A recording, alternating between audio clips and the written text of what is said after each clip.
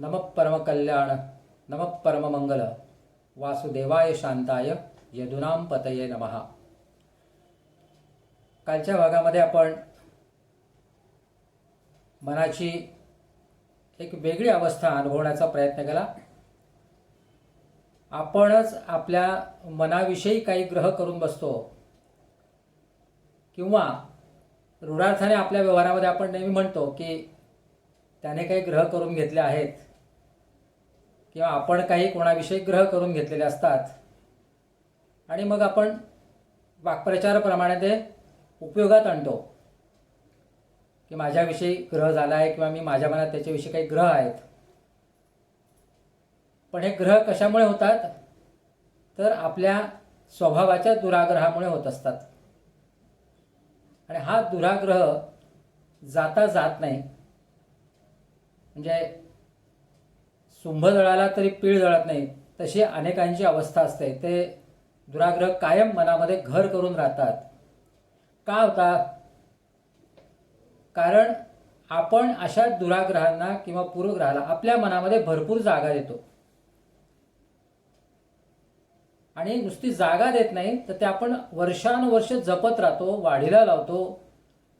काही जण तर ते गोंजारतात, पूर्वग्रह दुराग्रह गोंजारतात आणि मग मनाची जी काही मूळ अवस्था आहे, मन ज्याच्यासाठी उपलब्ध आहे, मनाचं जे खऱ्या अर्थाने कार्य आहे त्याच्या विपरीत काम आपण एका अर्थी मनाकडे सोपवतो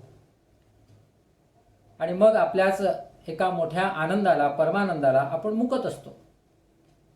हे इतक्या सहजपणे घडतं की आपल्या ते काही लक्षात येत नाही, आपण लक्षात घेतही नाही। म्हणजे मनाची अवस्था आपण किती सामान्य स्तरावर आणून ठेवलेली आहे किंवा मनाचा विचार करताना आपण किती सामान्यपणे, किती अतिशय साधेपणाने, किरकोळ स्वरूपात विचार करत असतो की जे मन एका परमशक्तीने ओतप्रोत भरलेलं आहे। शिवसंकल्प स्तोत्रामध्ये त्या मनाला अमर शक्तीने युक्त असं म्हटलेलं आहे। काल आपण हे शिवसंकल्प स्तोत्र हेतुतः सगळ्यांना पोहोचवण्याचा प्रयत्न केला। त्यातली गेयता आणि त्या शब्दांचा एक ध्वन्यार्थ आपण जर बघितला तर स्वाभाविकपणे एक मंगलमय वातावरण निर्माण होतं आणि मन हे किती चांगले संकल्प करू शकतं आणि त्यातून मनाची ताकद काय आहे हे आपल्याला ठायी ठायी अनुभवता येतं जर आपण त्या शिवसंकल्प स्तोत्रात खऱ्या अर्थाने रममाण झाला असाल। आणि ते शिवसंकल्प स्तोत्र हे एका मनाच्या दिव्यतेचं, भव्यतेचं दर्शन घडवणारं आहे अशी जर आपण खरोखर मनामध्ये कल्पना करून घेतली असेल तर त्याची अनुभूती आल्याशिवाय राहिली नसेल अशी मला खात्री वाटते।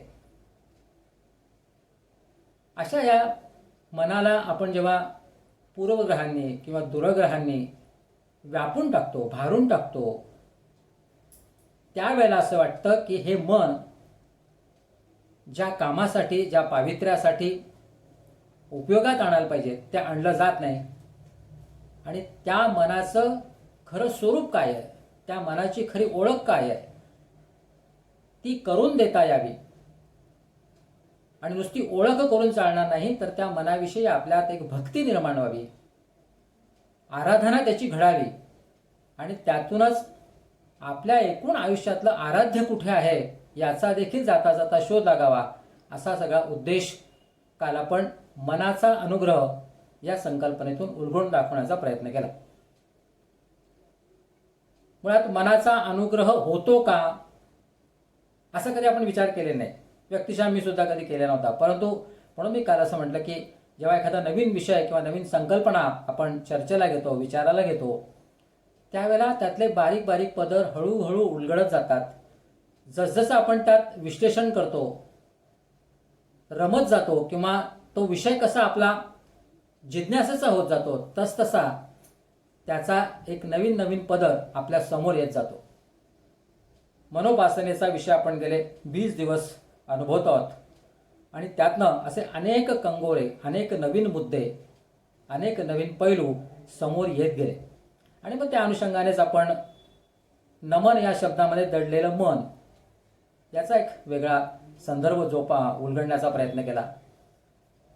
मन हे कसं एका संधीसारखं आहे किंवा आपलं संपूर्ण आयुष्य हे एक सुवर्ण संधीसारखं आहे आणि मन कसं एका सोन्यासारखं आहे हे आपण समजून घेण्याचा प्रयत्न केला. कारण जोपर्यंत ह्या जीवनाकडे बघण्याचा दृष्टिकोन व्यापक होत नाही तोपर्यंत मनाची सुद्धा भव्यता आपल्या आवाक्यात येणार नाही असं मला वाटतं. आणि मग ही सुवर्ण संधी कशी आहे, त्याची पवित्रता काय आहे, ज्या मनाला बरोबर घेऊन आपल्याला वेगवेगळी आराधना करायची असते, उपासना करायची असते, जीवनामध्ये काही साध्य करायचं असतं, काही संकल्प आपल्याला सिद्धीला न्यायचे असतात, ते जे मन आहे ते इतक्या किरकोळ स्वरूपाचं नाही आहे की काही आपण पूर्वाग्रह करून घ्यावेत, दुराग्रह करावेत आणि त्याच्याने आपलं मन भरलेलं ठेवावं किंवा व्यापलेलं ठेवावं, त्याच्यासाठी मन नाही आहे.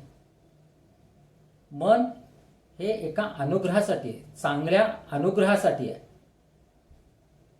अनुग्रह याचा अर्थ आपण काल बघितला की कृपादृष्टी, या मनावर कुठल्या तरी एका चांगल्या ईश्वरी शक्तीची कृपादृष्टी असावी आणि ती कृपादृष्टी करून घेण्याचाच एक उपाय म्हणून आपण मनोपासना या नव्या संकल्पनेचा आधार घेत आहोत, परिचय करून घेत आहोत. काही दिवसात आपण हे वारंवार बघितलं जायचं की उपासना करताना आपल्याला आपलं आराध्य असतं, आपली कुलदेवता असते, आपले गुरु असतात, त्यांची आपण साधना करतो, रोज नामस्मरण करतो, पूजा अर्चा तर नेहमीची असतेच. पण ते करत असताना आपल्याला जर हे मन आणखीन भक्कम करता आलं किंवा मन अधिक चांगल्या पद्धतीने त्यात एकाग्र करता आलं तर या सगळ्या साधनेला वेगळं बळ मिळू शकतं. गमतीने मी असा उल्लेख करेल की बायपास हा जो प्रकार असतो की आपल्याला जर एखाद्या गावाला लवकर पोहोचायचं असेल तर आपण मधला मार्ग निवडतो किंवा अडचणीचा मार्ग असेल तर तो सोडून देऊन दुसऱ्या मार्गाने तिथे पोहोचतो. गावाच्या दलदलीत न जाता बाहेरून जो एक मार्ग काढला जातो त्याला बायपास म्हणतात. किंवा अलीकडच्या सगळ्या आधी व्याधी उपाधींमध्ये अतिशय परिचयाचा नाजूक झालेला हा बायपास शब्द म्हणजेच हृदय शस्त्रक्रियेशी जडलेला आहे. हृदयाला रक्तपुरवठा करणाऱ्या रक्तवाहिन्यांमध्ये कुठे जर अडथळा निर्माण झाला तर मग त्या रक्तपुरवठ्यासाठी एक वेगळी व्यवस्था केली जाते, त्याला बायपास म्हटलं जातं.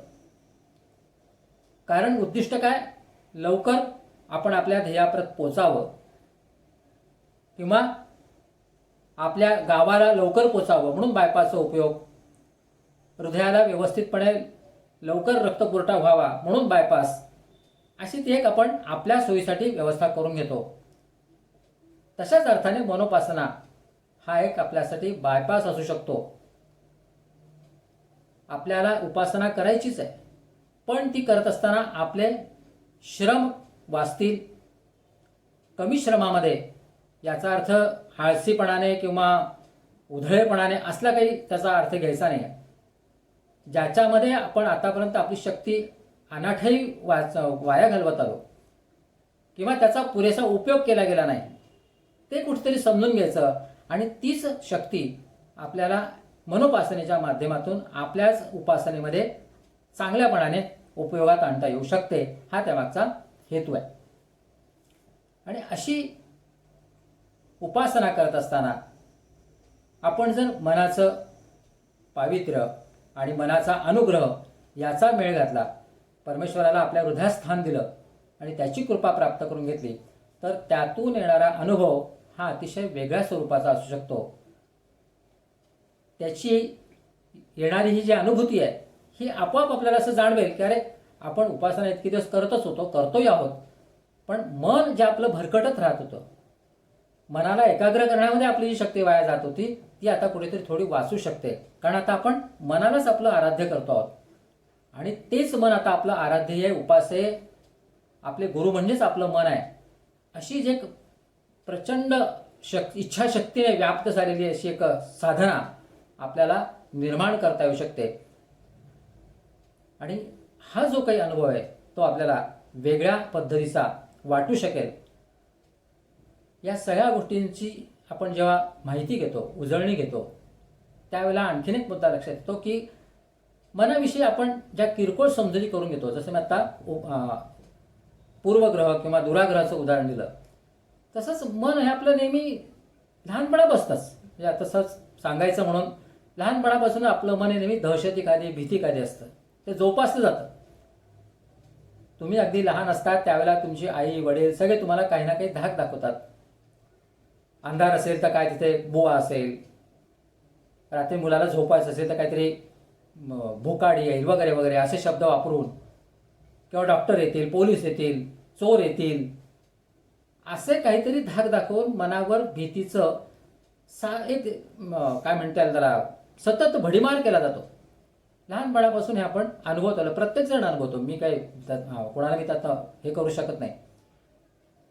मनाला सातत्याने भीती दाखवली जाते आणि त्या भीतीचीच कुठेतरी आपल्याला सवय होते आणि मग ज्या गोष्टी आपल्याला दिसत नाहीत त्याची सुद्धा आपण आधीच भीती करून घेतो. मनामध्ये भीती तयार करतो, भीतीचं वातावरण तयार करतो, मनाची एक अवस्था तयार करतो. म्हणजे रिझल्ट लागायच्या आधीच आपलं मन भ्यायला लागतं. आता पेपर देताना, उत्तरपत्रिका देताना जर बुद्धीचा वापर केला असेल तर मग रिझल्ट लागताना किंवा निकाल लागताना मनाने भ्यायचं काय कारण आहे? तिथं बुद्धीचंच काम असायला पाहिजे की नाही. अभ्यास केला असेल, बुद्धी वापरली असेल तर पेपर चांगला देईल. तिथे तर असं आपण म्हणत नाही की मी मनाने पेपर लिहिला असेल तर समजून घ्यायचं की याचं काही खरं नाही आहे. हा, तू अभ्यास करून बुद्धीने पेपर लिहिला असेल तर तुला चांगले गुण मिळू शकतील. इथपासून ते अनेक गोष्टी, अगदी गाड्यांमध्ये फिरत असताना तिकीट चेकर आपल्याला तिकीट विचारायच्या आधीच अनेकांना त्याच्याविषयीची एक मनात भावना तयार होते, भीती निर्माण होते की आता आपलं तिकीट विचारेल. तो दिसायच्या आधी आपण आपलं तिकीट काढून तयार ठेवतो. दक्षता असणं वगैरे वगैरे सोडून द्या, परंतु बारीक कुठेतरी मनामध्ये ते एक दडपण असतं की आता तो तिकीट चेकर येणार. हे आपण मनावर ही दडपणं लादून घेतो. मनाची जी अवस्था नाही आहे, जे काम मनाचं नाही आहे ते आपण मनाला करायला लावतो, लहानपणापासून करायला लावतो आणि मोठेपणी तेच करतो. विशेषतः अशा काही ज्या अज्ञात गोष्टी असतात की ज्या आपल्याला प्रत्यक्ष दिसत नाही पण त्याच्याविषयीचं एक वेगळं दडपण मनावर निर्माण होतं. आताचं करोनाचं उदाहरण याला अगदी परफेक्ट लागू पडतं. करोना हा प्रकार आपल्याला दिसत नाही पण त्याच्याविषयी दहशत प्रचंड आहे, मनामध्ये घबराट आहे. तशा घटना घडता आहेतच, परंतु जिथे बुद्धीचं आता काम आहे, बुद्धीने त्याच्यावर उपाय शोधणं, दक्षता घेणं, काळजी घेणं ही तिथे आता जास्त आवश्यक आहे. मनाने घाबरून चालण्यासारखी ही परिस्थिती नाही. मन घाबरेल आहे. मी आपली व्यवहारात आपण राहतो आहोत, मनाचा तो आपण इतक्या वर्ष जपलेला स्वभाव आहे, पण तो काय आता उपाय नाही. म्हणजे आता एखाद्या कपड्याला डाग पडला आहे, डाग पडल्यानंतर तो घासणं काढणं हा उपाय. तो कशामुळे लागला, काय लागला याचा शोध घेणं हा काही म्हणजे बुद्धिमान माणसाचाही तो गुण नसू शकत नाही. म्हणून मनाची जी कामं नाही ती मनावर लादायची आणि मनाला नको ती कामं करायला लावायची आणि पुन्हा मनालाच दोष द्यायचा, ही जी काही प्रक्रिया अनंत काळ चालत राहते आणि त्या सगळ्या मनोअवस्थेतच आपण आपल्या उपासनेचाही एक भाग बनत जातो. मग अगदी ईश्वराची सुद्धा आपल्याला भीतीच वाटते. भगवंताला आवडेल की नाही इथपासून ते भगवंत माझं काय करेल आणि काय नाही अशा अविश्वास दाखवण्यापर्यंत त्याच्या मनाचे सगळे प्रकार पाहायला मिळतात.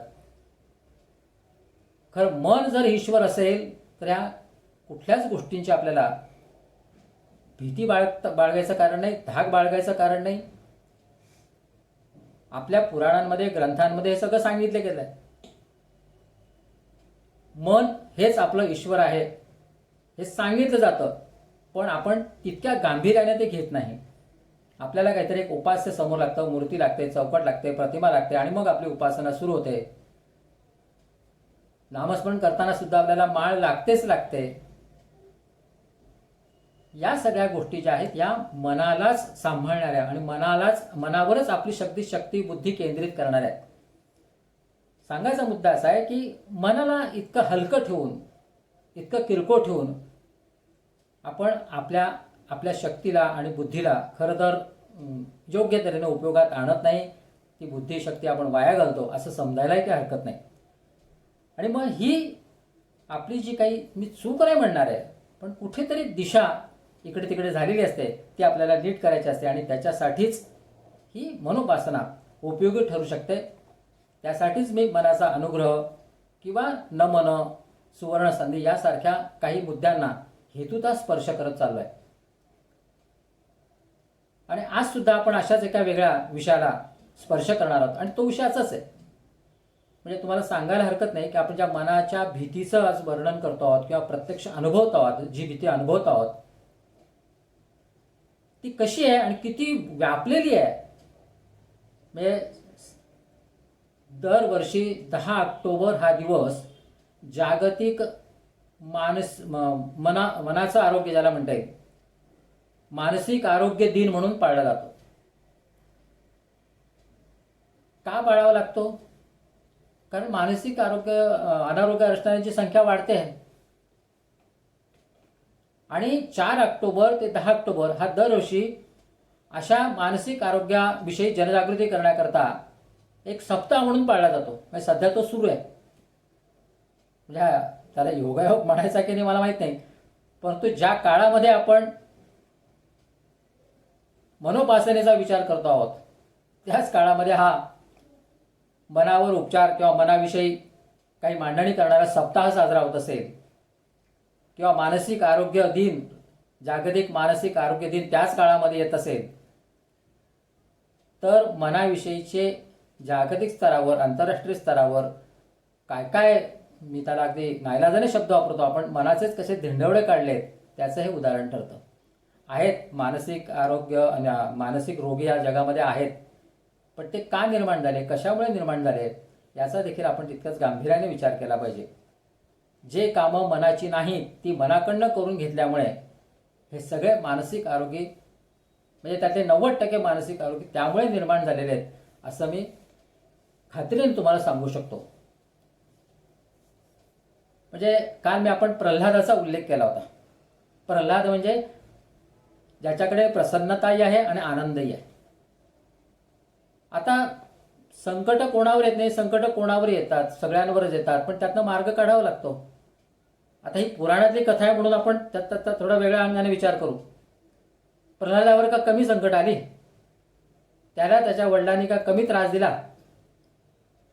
परंतु त्याने आपल्या मनामध्ये भगवंताला स्थापित केलं होतं. आणि म्हणून जेव्हा अनुग्रहाचा विचारतो त्यावेळेला प्रल्हादाचं उदाहरण याच्यासाठीच महत्त्वाचं ठरतं की त्याने मनाचा अनुग्रह प्राप्त केला होता. त्याच्या वडिलांविषयी त्याच्या मनामध्ये कुठलेही पूर्वग्रह नव्हते, दुराग्रह नव्हते. केवळ परमेश्वराचा आणि आपल्या मनाचाच अनुग्रह त्याने प्राप्त केला होता आणि म्हणून परमेश्वर त्याच्यासाठी अवतरित झाला होता. आता प्रल्हादाच्या जन्माची कथा सुद्धा फार गमतीशीर आहे. ती कधीतरी पुढच्या कालावधीमध्ये मी सांगेन. परंतु ध्रुव असेल, प्रल्हाद असेल किंवा जे जे काही भगवत भक्त आहेत ज्यांची आज आपण हजारो वर्षानंतरही आठवण ठेवतो, स्मरण करतो, आदर्श समोर ठेवतो, अशा सगळ्यांच्या जीवनामध्ये हाच आपल्याला त्याचं एक असंच स्वरूप पाहायला मिळेल की ज्यांनी मनाला सातत्याने परमेश्वराचंच रूप मानलेलं आहे, परमेश्वराचाच तो अनुग्रह मानून त्याने आपल्या मनाची सुद्धा उपासना केली आहे असं आपल्याला निश्चितपणाने त्यातनं पाहायला मिळतं. आणि अशा वेळेला आपण आजच्या परिस्थितीत विचार करत असताना मन हे आपल्यासाठी अतिशय पूज्य, अतिशय आदरार्थी असलं पाहिजे. आणि अशा या मनाला केवळ दोषयुक्त समजून आपण आपली फसवणूक करून घेता कामा नये. या मनाची जी मनाचं जे काही स्थान आहे, आदराचं स्थान आहे, श्रद्धेचं स्थान आहे, ते आपण त्याला दिलं पाहिजे. म्हणून आज मी काल परवा आपण नमन हा शब्द बघितला, मनाचा अनुग्रह बघितला, आणि आज मी जाणीवपूर्वक हेतुतः वामन अवतार हा विषय घेऊन मनाचा त्याच्याशी असलेला संबंध संक्षेपाने उलगडून दाखवण्याचा प्रयत्न करतोय. भागवतामध्ये किंवा आपल्या एकूण 24 अवतारांमध्ये वामन अवतार हे कथानक येतं. आता परंपरेने आपण ती कथा ऐकत आलेलो आहोत. 24 अवतारापैकी अवतार वामन या नावात आलाय की ते बटू असतात, लहान असतात, दिसायला लहान, म्हणून त्यांना वामन म्हटलं जातं. कोणी बुटका माणूस दिसला तर आपण तो काय वामन अवतार आहे. तो वामन या शब्दाचा अर्थ म्हणून लहान, छोटा अशा अर्थाने आपण तो घेतो. प्रत्यक्षात वामन हा जो काही अवतार झाला बटू, हा सुद्धा असाच बटू होता. जन्माला आला त्याच वेळेला त्याचं वय 7 वर्ष होतं. म्हणजे कपिल आणि आदितींच्या पोटी तो जन्माला आला. त्यावेळेला 7 वर्षाचा आहे असंच त्याचं जन्माचं वर्णन भागवतामध्ये वाचायला मिळतं. हा बटू आला आणि त्याची नंतर मौंज केली गेली. मौंज करीत असताना भिक्षावळ असते असं वर्णन पुराणांमध्ये आहे की ती त्या भिक्षावळीच्या वेळेला या वामनाला पृथ्वीने आसन दिलंय. पृथ्वीने या बटू वामनाला आसन दिलंय. कल्पना करा, ज्या पृथ्वीवर आपण आसन घालून बसतो, जी पृथ्वी आपल्यासाठी आसन असते, ती पृथ्वी माताच या वामनाला आसन देते. ब्रह्मदेवाने या वामन बटूला कमंडलू दिलेला आहे. कुबेराने भिक्षापात्र दिलंय. मुंजीमध्ये भिक्षावळी घेण्यासाठी जे काही भिक्षापात्र लागतं ते थेट कुबेराने दिले. तर कुबेर म्हणजे सर्व संपत्तीचा आणि ऐश्वर्याचा एक आदर्श असतो किंवा ऐश्वर्याचं ते एक प्रतीक मानलं जातं. त्या कुबेराकडनं जर वामनाला भिक्षापात्र मिळत असेल तर त्याला आणखीन कुठल्या भिक्षेची गरज आहे की नाही असं आपल्या मनामध्ये सहज येऊ शकतं. आणि अशा हा वामन अवतार नंतर बळीराजाकडे जातो. त्याचा अहंकार त्याला झालेला असतो. बळीला तो कमी करण्यासाठी हा वामन अवतार झालेला असतो आणि तो त्याच्याकडे जातो. तो आल्याबरोबर हे तेजस्वी बटूचं रूप बघून बळीराजा स्वतः सिंहासनावर खाली उतरतो. त्याचं पाद प्रक्षालन करतो, पाय देतो, तीर्थ घेतो, त्याला आसनस्थ करतो आणि काय सेवा करू म्हणून विचारतो. म्हणजे मूर्ती लहान आहे, वामन असली तरी तेजस्वी रूप आणि आपल्याकडे आलेल्या अतिथीची यथासांग पूजा अर्चा किंवा स्वागत हा गुण बलीने त्यात सोडलेला नाही. परंतु त्याला कुठेतरी धनाचा आणि सगळ्या विजयाचा अहंकार झालेला असतो. हा वामन तिथे जातो आणि त्याच्याकडे भिक्षा मागतो. त्यावेळेला तो म्हणतो की मला काही मी मागण्यासाठी तुमच्याकडे आलोय. बळीराजा म्हणतो जरूर मागा, मी तुम्हाला देईन. काय हवं तुम्हाला? तो म्हणतो मला फक्त 3 पावलं भूमी दे. आता बळी थोडा हसायला लागतो की मागून मागून काय मागितलं? तर 3 पावलं भूमी मागितली. ते म्हणा बस एवढंच पाहिजे तुम्हाला? हो म्हणे मला एवढंच पाहिजे, माझ्यापुरतं तेवढा पुरेसं आहे मला. आता 3 पावलं भूमी देणं बळीला काय किरकोळ गोष्ट होती. पण क्षणभर त्याने विचार केला की बटू आहे, लहान आहे, माहिती नसेल म्हणून त्याने 3 पावलं भूमी मागितली आणि दिली म्हणाले तुम्हाला. आश्वासन दिलं. तर आता एकदा दिलेलं आश्वासन परत घेता येत नाही आणि मग त्याच्याकडनं तो संकल्प सोडून घेतला जातो. आणि हे 3 पावलं भूमी मिळाल्यानंतर 3 पावलामध्ये सगळं त्रैलोक्य या वामनाने आपल्या पायाखाली व्याप्त केलेलं असतं. स्वर्ग, भूमी, पाताळ जे काय असेल त्या तिन्ही ठिकाणी भगवंताचा पाय असतो आणि ते त्याने आपल्या अधिकाराखाली आणलेलं असतं. म्हणजे त्यावेळी त्या वामनाचं, बटू वामनाचं रूप एवढं भव्य होतं की सगळं त्रैलोक्य तो व्यापून घेतो. इथपर्यंत कथानक तुमच्यापर्यंत आलेलं आहे. नाव वामन आहे. त्याला मिळालेल्या भिक्षावळीतल्या गोष्टींचं वर्णन तुमच्या समोर आहे. बळीराजाकडे मागताना त्याने मागितलेल्या गोष्टी तुमच्या समोर आहे आणि त्याने व्यापलेलं एकूण त्रैलोक्य हा सगळा घटनाक्रम तुमच्या समोर आहे. या सगळ्या घटनाक्रमाशी तुम्ही आपलं मन जोडून बघा. आपलं मन हे असंच, म्हणजे पृथ्वी जेव्हा त्याला आसन देते याचा अर्थ काय? ती मनाची व्यापकता त्यातनं सिद्ध होते.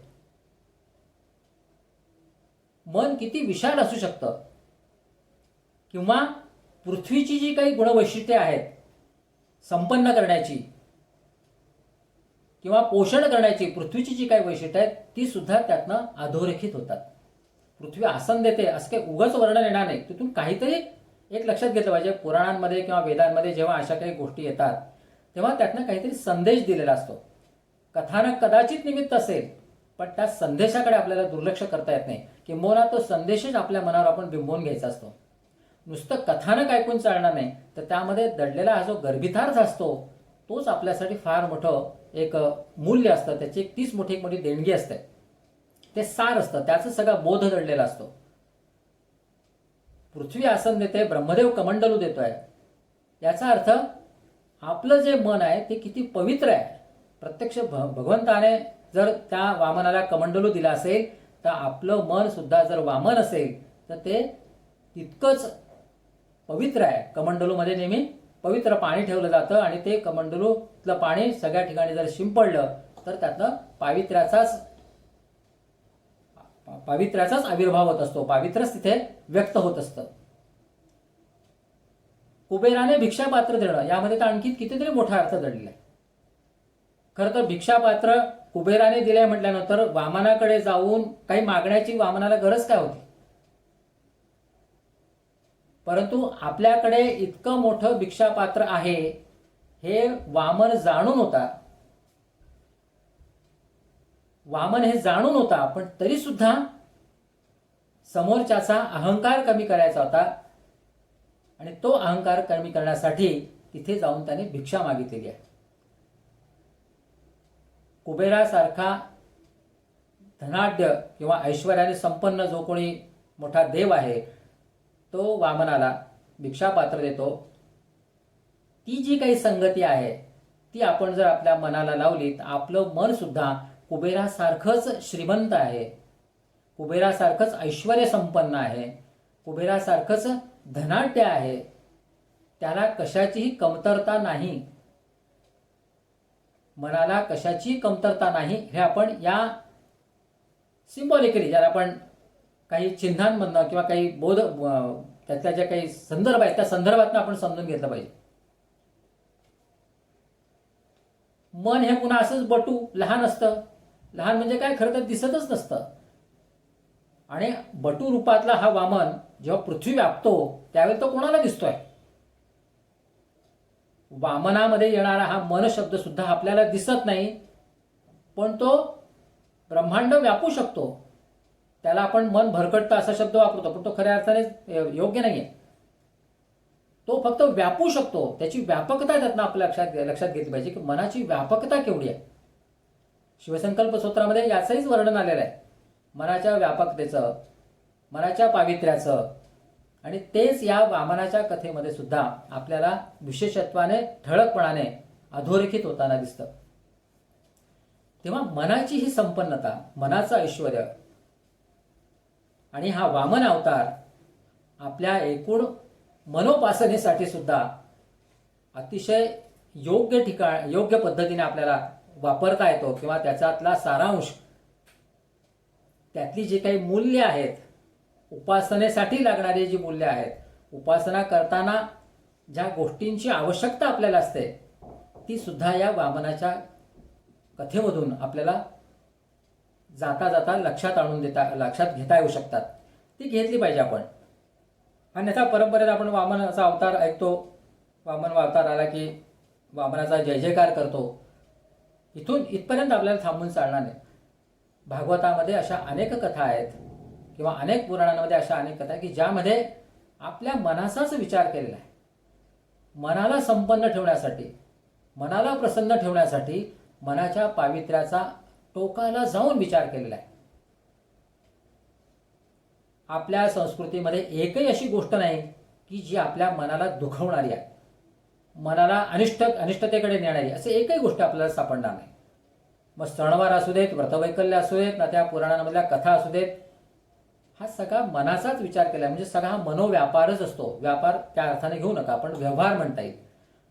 हा जो आहे हा मनाशीच चालणारा आणि मनाचाच विचार करणारा जर सगळा व्यवहार असेल तर आपण मनाची ताकद, मनाची शक्ती ओळखली पाहिजे.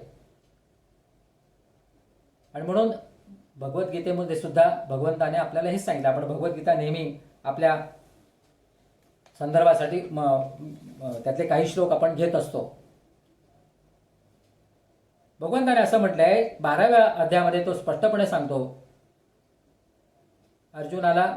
श्रीकृष्ण इतक्या स्पष्टपणाने सांगतो की आपल्यालाच त्यावेळेला आश्चर्य वाटायला लागतं. त्यात असं म्हटलंय की मय्येव मन आधत्स्व मयी बुद्धिं निवेशय निवसस्यसि मय्येव अत ऊर्ध्वं न संशया. माझ्यात मन ठेव, माझ्या ठिकाणी बुद्धी स्थापन कर, म्हणजे तू माझ्यातच राहशील. इतक्या स्पष्टपणाने भगवंतच सांगतायत की तू माझ्यामध्ये मन ठेव. आणखीन आपल्याला मनोपासनेसाठी वेगळ्या पुराव्याची, वेगळ्या आराधनेची गरजच नाही असं वाटायला लागतं. भगवद्गीतेला आपण महत्वाचं का मानतो? कारण भगवद्गीता हा एकमेव असा ग्रंथ आहे की जिथे प्रत्यक्ष भगवंताने आपल्याला काही सांगितलंय. बाकी मग वेद अपौरुषीय आहे, ते कोणी रचले, काय असले याच्याविषयी काही कल्पना नाही आहे. पुराणांविषयी असंच आहे, त्या ऋषींनी ते रचलेत, परंतु प्रत्यक्ष भगवंताने सांगितलेला हा एकमेव ग्रंथ आहे. आणि म्हणून तो जास्त उपयुक्त, जास्त श्रद्धायुक्त असला आहे असं आपण मानत आलेलो आहोत. भगवंतच सांगत असताना त्याच्यावर आपण विश्वास नाही ठेवायचा तर कोणावर ठेवायचा? आणि म्हणून भगवद्गीतेमध्ये मनाविषयी इतके चांगले चांगले उदाहरणं येतात अर्जुनाला समजून सांगताना. आणि मनाचा संबंध तिथे लावत असताना भगवद्गीतेसनं ही मनोपासनाच सांगितली गेली. आणि परवा म्हणाल होतो की भगवद्गीता हा मनोविश्लेषणाचाच एक मोठा ग्रंथ आहे. अशाच प्रकारचा उल्लेख एकनाथी भागवतामध्ये सुद्धा येतो. करिता ऐक्य भावे निजभक्ती, उत्कृष्ट उपजय पूर्ण शांती, तेणे होय असंतांची निवृत्ती, भक्ता पूर्ण पात्री परमानंद. एकनाथ काय म्हणतात? भक्ता पूर्ण प्राप्ती परमानंद. म्हणजे आपण गेल्या काही दिवसात मन हे परमानंदाचं साधन आहे किंवा माध्यम आहे असं आपण जे म्हणतो, ते एकनाथांनी अगदी उघडपणाने सांगितलं. तू ऐक्य भावे निजभक्ती कर. ते निजभक्ती काय आहे? निजभक्ती हीच की तू तुझ्या मनामध्ये मला स्थापन कर. ऐक्य भावे आणि पुन्हा निजभक्ती असा शब्द वापरलाय. तिथे आपोआप पूर्ण शांती येईल. आपण ज्या मनशांतीचा शोध घेत भटकत असतो ना, ती मनशांती आपल्यामध्येच आहे. कारण संपूर्ण विश्वाची निर्मिती करणारा भगवंत जर आपल्या मनामध्ये येऊन स्थापित केला तर आपोआपच आपल्याला मनशांती मिळेल. यात काही संशय राहत नाही किंवा संशय ठेवायला जागाही राहत नाही. समर्थ रामदास सुद्धा यापेक्षा वेगळं काही सांगत नाही. तेथे सुख असे वाढ, नाही मनास पवाड, मने वीण कैवाड साधनाचा. म्हणजे आता बुद्धीला सुखाची कमतरता नाही आहे आणि मनाने असतंच. मन हे मनाने असतंच. पण अशी एक वेळ येते की साधनेनंतर मनाशिवाय साधना व्हायला लागते. मनाविषयीचा समर्थ रामदासांनी हा जो केलेला एक वेगळा पैलू आहे, सांगितलेला जो पैलू आहे, तोच खऱ्या अर्थाने रामदासांना समर्थ करणारा ठरला. ज्यांनी आपल्या या सगळ्या साधनेमध्ये अंतरात्म्यात प्रभू रामाला स्थापित केलं, आपल्या मनामध्ये प्रभू रामाला स्थापित केलं आणि त्यांना सामर्थ्य प्राप्त झालं, हे आपण नीट समजून घेतलं पाहिजे. त्यांनी रामाची उपासना केली, पण उपासना करत असताना कालांतराने त्यांचा राम राम हा शब्द त्यांच्या देही बोलीतनं किंवा देहातनंच व्यक्त व्हायला लागला होता. म्हणजे त्यांनी मनामध्ये तो इतका ठासून भरला होता की तो ज्या ज्या ठिकाणी ते जायचे त्या त्या ठिकाणी तो व्यक्त व्हायचा. आणि मग असा राम मनामध्ये पूर्ण विसर्जित झालेला आहे. अशा रामदासांकडून सतत विश्वाच्या कल्याणाचाच उच्चार होईल यातही काही शंका राहत नाही. मनोपासनेचं हे मोठं सामर्थ्य आहे. मनाची उपासना करत असताना आपण तर सर्वांगाने शुद्ध म्हणणार नाही, पण सर्वांगाने आपण परिपूर्ण तर होतोच, पण आपल्यातून ज्या काही व्यक्त होणाऱ्या संकल्पना असतील, आपल्यातून व्यक्त होणाऱ्या ज्या काही भावना असतील, त्या सुद्धा मंगलकारकच असतील, मंगलकारकच त्या होऊ शकतील. अशा अर्थाने या सगळ्या मनाचा आपण विचार केला पाहिजे. मनाला दोष देऊन चालणार नाही, मनाला सातत्याने वाईट ठरवून चालणार नाही. मनाची ताकद हीच ईश्वररूप आहे आणि ईश्वर हीच आपल्या मनाची आराध्य देवता आहे. याविषयी जसा जसा आपण आपला विश्वास ठाम करत जाऊ, आपली श्रद्धा आपण बळकट करत जाऊ, तसतसा आपल्याला येणारा अनुभव हा खऱ्या अर्थाने शिवसंकल्प करणारा किंवा शिवसंकल्पाकडे नेणारा, मनाच्या भव्यतेचं दर्शन घडवणारा, मनाच्या दिव्यतेची जाणीव करून देणारा असेल. यात काही कोणीही संशय बाळगायचं कारण नाही. म्हणूनच सुरुवातीला म्हटल्याप्रमाणे एका वेगळ्या विषयाला आपण हा सगळा निरूपण मालिकेचा प्रयोजन केलेलं आहे. वेगळ्या विषयातून या निरूपण मालिकेचं प्रयोजन केलेलं आहे. अधिक महिन्याच्या निमित्ताने आपण त्यात अधिक काहीतरी प्राप्त करण्याचाही प्रयत्न करत आहोत. आणि गेल्या 20 दिवसाचा अनुभव बघितल्यानंतर खरोखरच एका वेगळ्या विषयातून मनाची सामर्थ्य किंवा मनाच्या एका दिव्यतेविषयी एक वेगळं दर्शन आपण आपल्यातच घडवून घेण्याचा प्रयत्न करत आहोत. मला अपेक्षा आहे आणि अशी आशा आहे की या 20 दिवसामध्ये आपण कुठेतरी या मनाविषयी वेगळ्या पद्धतीने विचार करायला सुरुवात केली असेल किंवा मनाची एक वेगळी दिव्यता भव्यता आपल्याला जाणवली असावी आणि आपण ज्या काही रीतसर उपासना करतो आहोत त्या सर्व उपासनांमध्ये या मनोउपासनेची सुद्धा आपण जोड दिली असावी. आज इथेच थांबूया. उद्या भेटूया एका नव्या भागासह. इति विद्या तपो योनिर्विष्णुरीडितः वाग्यज्ञेनार्चितो देवा प्रियतांच जनार्दनः.